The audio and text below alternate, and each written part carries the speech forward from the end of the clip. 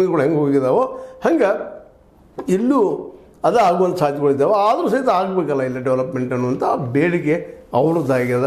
ಮತ್ತು ರಾಜು ಖಾಗೆ ಅವರ ಈ ಎಲ್ಲ ಬೇಡಿಕೆಗಳ ಹಿಂದೆ ನೋವು ಅದ. ಮತ್ತು ನಾವು ಏನು ಬಯಸ್ತಾ ಇದ್ದದ್ದು ಆಗ್ತಾ ಇಲ್ಲ ಅನ್ನುವಂಥದ್ದು ಮುಖ್ಯವಾಗಿ ಶೈಕ್ಷಣಿಕ ರಂಗ ಆಗಿರ್ಬೋದು ಮತ್ತು ಸಾಮಾಜಿಕ ಮತ್ತು ಆರ್ಥಿಕ ರಂಗದಲ್ಲೇ ನಾವು ಏನು ಡೆವಲಪ್ ಆಗಬೇಕಾಗಿತ್ತು ಅದು ಆಗ್ತಾಯಿಲ್ಲ.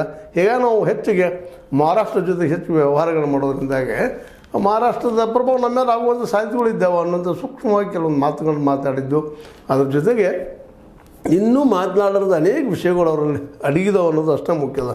ಈಗಾಗಲೇ ಅವರು ಪತ್ರನೂ ಬರೆದಿದ್ದಾರೆ, ಎಲ್ಲನೂ ಮಾಡಿದ್ದಾರೆ. ನಮ್ಮ ಸಪ್ರೇಟ್ ನಮ್ಮ ರಾಜ್ಯ ಮಾಡಿಬಿಡಪ್ಪ ನಾವು ಡೆವಲಪ್ ಆಗ್ತೀವಿ ಅಂತೇಳಿ ಅವ್ರು ಹೇಳೋದ್ರಲ್ಲಿಯೂ ಒಂದು ಅರ್ಥದ. ಇದು ಭಾಳಷ್ಟು ಬೇಡಿಕೆ ಇತ್ತು. ಈಗ ಹೇಳಿದಾಗ ನಿಮಗೆ ಉಮೇಶ್ ಕತ್ತಿ ಅವರು ಸಹಿತ ಸಪ್ರೇಟ್ ಸ್ಟೇಟ್ ಮಾಡ್ಬೇಕಂದ್ರೆ ಇವತ್ತು ಹೋರಾಟ ಮುಂದುವರೆದು ಉತ್ತರ ಕರ್ನಾಟಕ ಸಪ್ರೇಟ್ ನಮ್ಮ ರಾಜ್ಯ ಮಾಡ್ಕೊಳ್ತೀವಿ ಅಂತೇಳಿ ಅದು ಬೇಡಿಕೆ ಅನ್ನೋದು. ಆದರೆ ಕೆಲವರು ಒಪ್ಪುವುದಿಲ್ಲ, ಆ ಮಾತು ಬೇರೆ ಒಪ್ಪುವುದಿಲ್ಲ. ಇದರರ್ಥ ಅಖಂಡ ಕರ್ನಾಟಕ ಇರಲಿ ಅಂತ ಎಲ್ಲರೂ ಬಯಸ್ತಾ ಇದ್ದಾರೆ. ಯಾಕಂದ್ರೆ ಕರ್ನಾಟಕ ನಿರ್ಮಾಣ ಆಗಿದ್ದು ಉತ್ತರ ಕರ್ನಾಟಕದವರಿಂದ ಇದು ನೆನ್ಪಿಡ್ಬೇಕು. ಆರೂರು ವೆಂಕಟರಾಯರಾಗಿರ್ಬೋದು, ಇನ್ನುಳಿದವರಾಗಿರ್ಬೋದು, ಅವರೆಲ್ಲರೂ ಹೋರಾಟದ ಕರ್ನಾಟಕ ಅಖಂಡ ಆಗ್ಯದ. ಇವತ್ತು ಇದೇ ಭಾಗದ ಜನ ನಾವು ಸಪ್ರೇಟ್ ಆಗ್ತೀವಿ ಅಂತ ಕೇಳ್ತೀವಿ ಅಂದ್ರೆ ಕೇಳ್ತಾ ಇದ್ದಾರೆ ಅಂತಂದ್ರೆ ನೋವು ಎಷ್ಟಾಗಿರ್ಬೋದು ಇದು ಅಂತ.